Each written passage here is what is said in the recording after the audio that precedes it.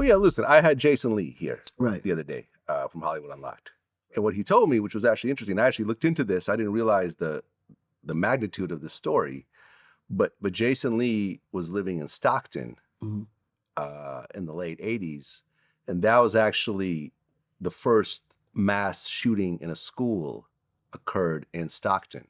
Right. I remember. Michael Jackson came to the school. This is 1989 Michael Jackson. So imagine, this is like the hat with the, the black armband, the silk suit, silk shirt. Michael Jackson showed up at the actual school, spoke with the families, paid for the doctor bills of the kids that were in the hospital who survived, and really just offered moral support to everybody.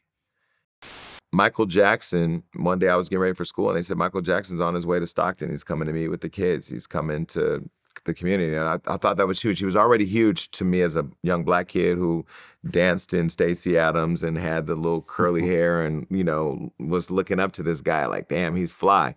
And so when he came to Stockton, I just really got a sense of compassion and humanity and community, and like, that was the biggest lesson of selflessness that I could ever imagine, because he didn't have to come there. And what he did was he met with all the kids to say, hey, your life matters. You're still here. You got to keep going. He paid for all the medical bills. He paid for all the funerals. He met with the staff. He went to the hospital to meet with the families. Like, that was something I had never understood. So I fell in love with him then. And this is a story that you don't really hear very much about because it gets so eclipsed by all the bullshit and everything absolutely. else like that. Absolutely.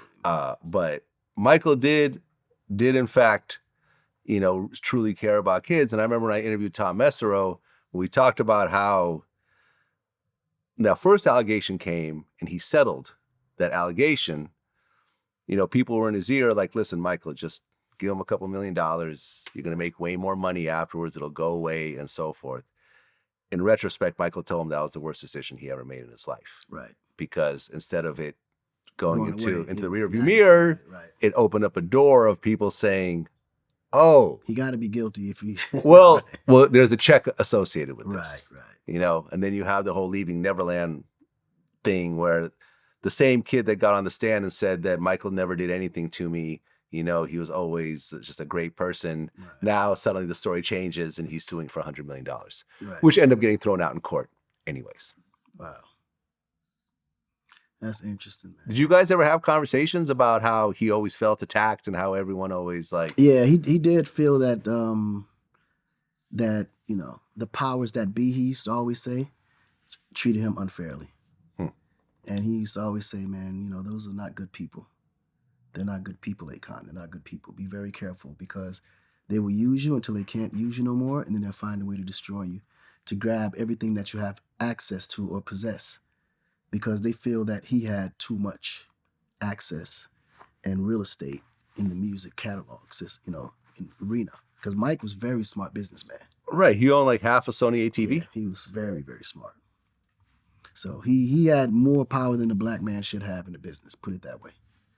So he always felt like, they were out to get him. Yeah. I mean, did that inspire you to sort of build up your catalog and own everything? And that inspired me to know how much catalogs are worth.